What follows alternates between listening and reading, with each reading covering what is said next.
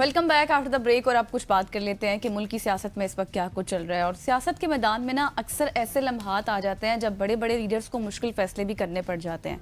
अभी मैं बात करूंगी पाकिस्तान के मारूफ सहाफ़ी और तज्ज़ियाकार सुहेल वड़ाइद साहब की, जिन्होंने हालिया दिनों में एक बहुत ही इंटरेस्टिंग और मुतनाज़ा तजवीज़ भी दी है, मुलाकातें भी हुई हैं उनकी। और उसमें इमरान खान को ये मशवरा दिया गया है कि वो अपने जराइम तस्लीम करके माफ़ी मांगे और अगले इंतखाबात तक चुप का रोज़ा भी रख लें। सवाल अब बहुत सारे यहाँ पर जन्म ले रहे हैं, लेकिन सवाल ये भी है कि क्या वाकई खामोशी और माफ़ी सियासी तौर पर इमरान खान और तहरीक इंसाफ के लिए बेहतर रास्ता है या फिर नहीं, क्योंकि इससे पहले भी बहुत दफ़ा कहा गया था। फिर कुछ बात भी हो रही है 27वीं तरमीम के हवाले से भी, क्योंकि वो अगर आगे चलकर बात भी करेंगे कि क्या वो PTI की तब्दीली नहीं है, मुस्लिम लीग नून की तब्दीली नहीं है, उसमें एक पूरे निज़ाम की तब्दीली आने वाली है। तो उसमें क्या कुछ होगा, तो ये तमाम तर बातें आज हम डिस्कस करेंगे। बिल्कुल ऐसी है। और इस हवाले से फजल रहमान साहब ने भी एक तजवीज़ दी है और वो मेरा ख्याल है उसी तजवीज़ के हवाले से बात करें जो किसी ज़माने में आज के वज़ीर आज़म शहबाज शरीफ साहब दिया करते थे। हमारे साथ नासिर बेग चुगताई साहब मौजूद है, सीनियर सहाफ़ी हैं। Sir thank you so much हो जाने का। नासिर साहब, आपने मौलाना साहब को भी सुन लिया और वड़ाइद साहब के कॉलम तो आपने पढ़े ही होंगे, जिसमें बेसिकली शायद वड़ाइद साहब खुद तो खान साहब को माफ़ी के हवाले से नहीं कह रहे। उन्होंने तजवीज़ इस वजह से भी दी होगी कि शायद उनकी फील्ड मार्शल से मुलाकात भी हुई है। तो इस तमाम तर तनाजुर को आप किस तरह से देख रहे हैं? मामलात हल होते हुए तो नज़र नहीं आ रहे हमें।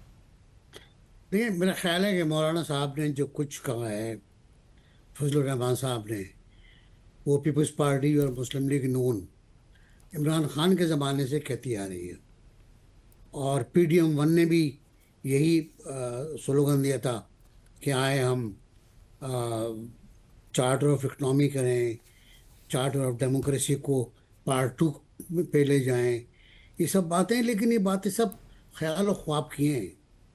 टू बी वेरी फ्रैंक, मेरे नज़दीक ये मुमकिन इसलिए नहीं है कि कोई मुत्तफिक नहीं होगा इसके ऊपर। सब ज़बानी बातें करते हैं, वरना अब तक ये हो चुका होता। क्या क्या मसला था इसमें? कोई मसला नहीं था। इमरान खान साहब तैयार नहीं थे तो कोई बात नहीं, आप लोग बैठ कर तैयारी कर लेते और चार्टर ऑफ इकनॉमी ले आते, आप उसको इम्प्लीमेंट करते। वो इस वक्त भी इम्प्लीमेंट हो रहा है ना, बगैर नाम के हो रहा है।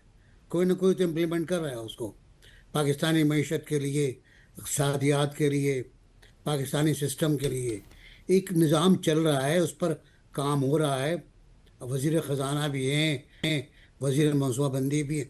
लेकिन मेरा ख्याल ये कि ये एक अच्छी तजवीज़ है अगर ये हो जाए, अगर ये मिल के बैठ जाए। इसमें सबसे इम्पोर्टेंट लफ्ज़ अगर का है। ये मैं अगर बहुत दिनों से सुनता आ रहा हूँ, बरसों हो गए सुनते हुए। अगर ऐसा हो जाए, अगर हिटलर हथियार नहीं डालता, अगर हिटलर खुदकुशी नहीं करता, अगर हिटलर फलां काम नहीं करता, तो आज हिटलर हीरो होता। ये तो अगर ही पूरी हिस्ट्री को चेंज करता है। तो ये अगर है, अगर निकाल दें, बैठ जाए, मुझे बहुत खुशी होगी।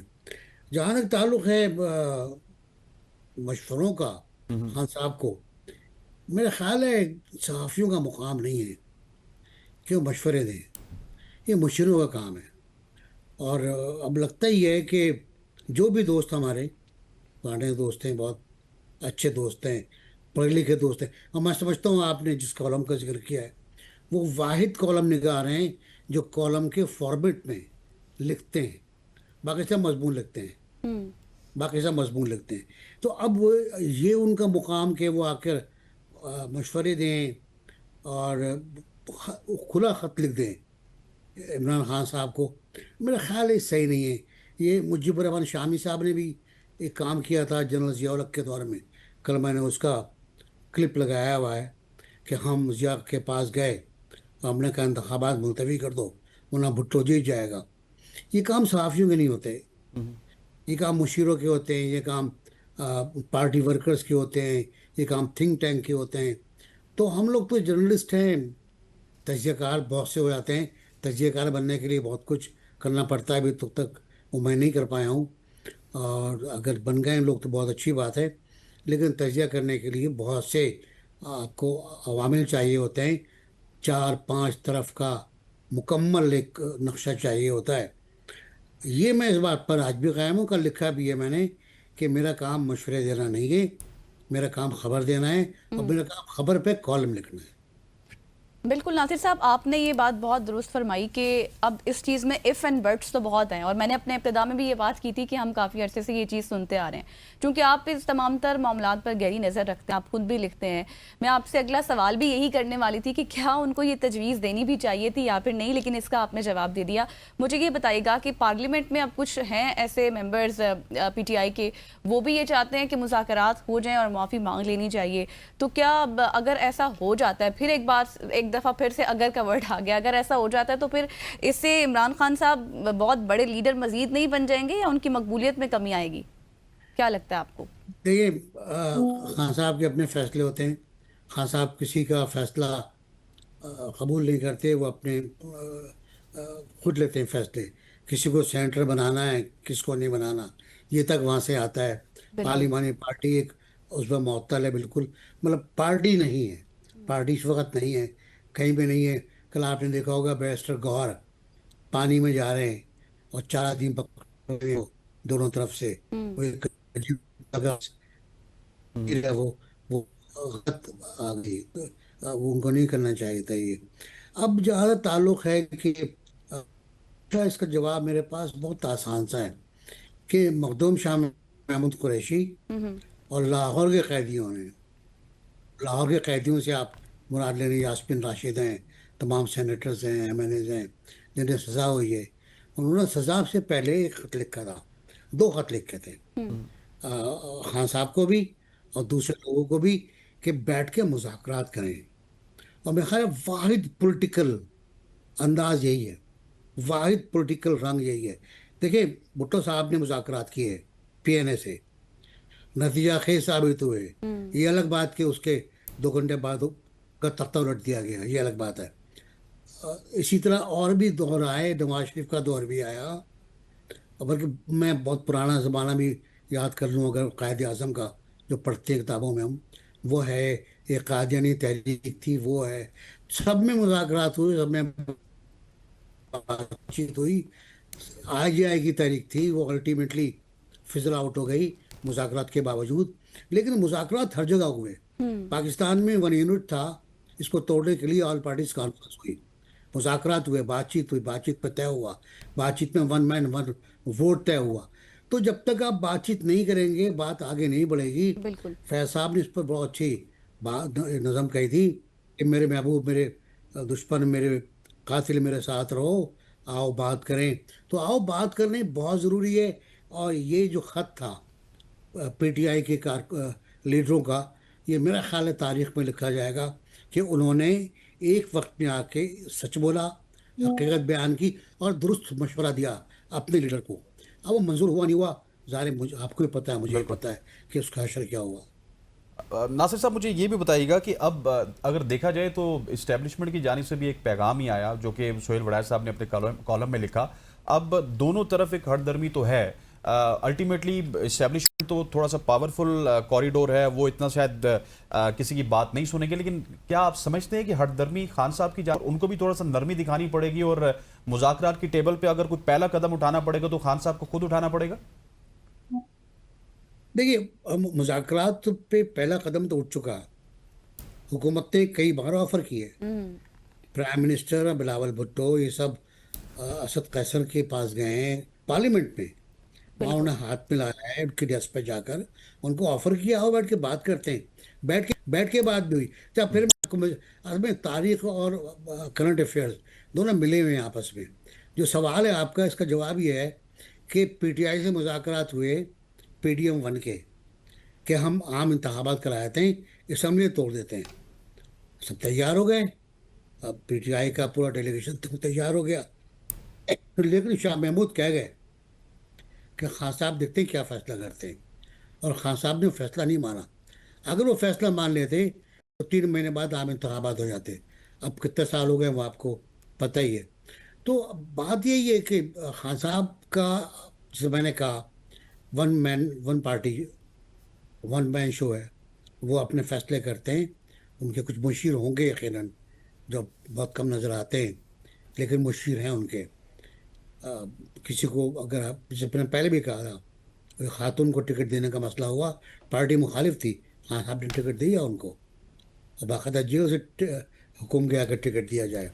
इसी तरह डी चौक जाने का मसला तय हो गया था कि कहीं और रुकना है, लेकिन डी चौक गए।